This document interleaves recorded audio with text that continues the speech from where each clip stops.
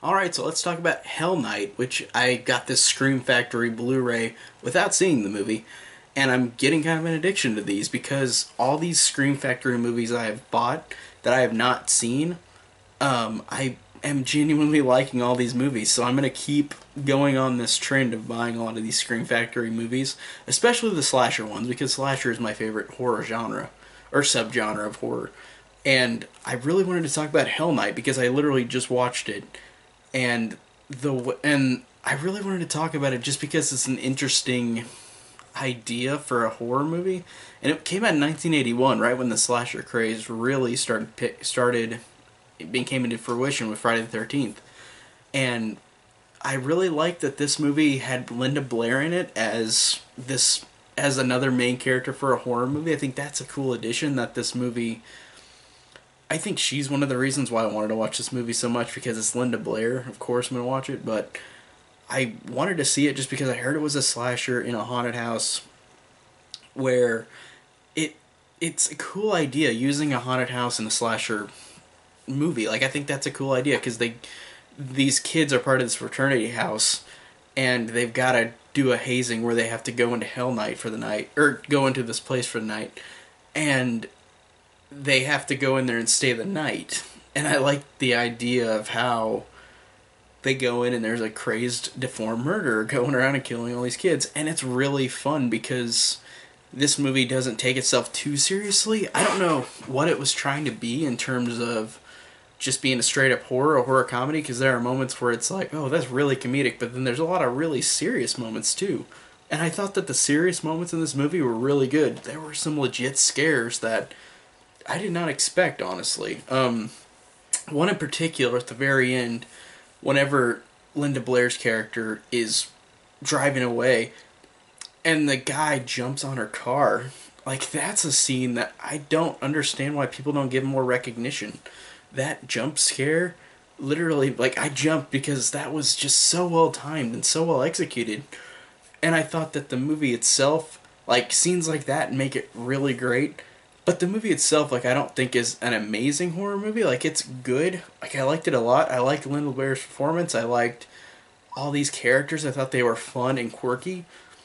But I feel like the movie didn't know what it wanted to be. Like, it does have humor in it that kind of just takes me out of it a little bit. But it has some good, scary moments to it. And I wonder if they played it a tiny bit more straight, even though it is, for the most part, played straight with some humor. I felt like it would have been stronger. But I felt like this kind of was doing it in a weird, not self aware type of way, but it just felt like the movie was trying to be a little more goofy than what it should be, and not in a way where I liked it, because there are great horror comedies, but I thought this one, even though it's not as much of a comedy, I thought that the comedy moments kind of fell flat in some instances. I was just like, okay, this is kind of silly. And I thought that the performances, even though I thought Linda Blair was good, like, I thought she had a weird, not a bad performance, but a weird one. Like, I don't know how to explain it without actually having you seen it. Like, the way that like, it's not bad. It's hard to explain. Like, it's not a bad performance, but it's just a kind of silly one. Like, she did this in Exorcist 2 as well, where, like, she has a weird way of speaking and talking to people.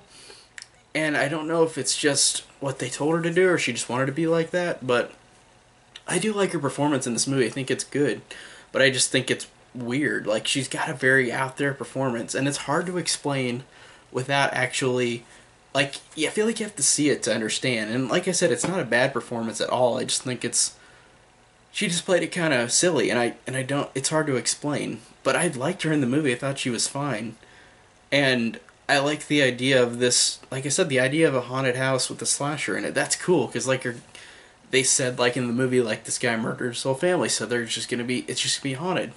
And then they go in there and there's a crazed, deformed murder. And I think that that was fun, just having that on the fact of just them trying to run away. And I like the idea of whenever, like, one guy gets out, but then nobody believes him. And I think that that's cool that, like, they have to do it themselves. Like, they have to stop it themselves. Or die trying. And I thought that it did a good job of that. And I liked how Linda Blair was the main, like, last girl. Like, I thought she was the one that I think deserved the most. Just Not just because it's her, but just because of I felt like her character was the one that didn't really do as much to get in trouble. Like she's the one who made herself out more than the other ones. But overall, like Hell Knight is just an interesting premise. I think that that's really one of the bigger things about it that I like. That it's just an interesting performance or interesting movie with a good performance and a couple other characters that are fine and likable. They're all likable. Just the humor to me kind of threw me off a couple times, but overall, Hell Knight I think is a good horror movie that doesn't take itself too seriously, but that to me it's its detriment a little bit. But overall, I think it's just a fine horror movie, and I'm really glad I watched it.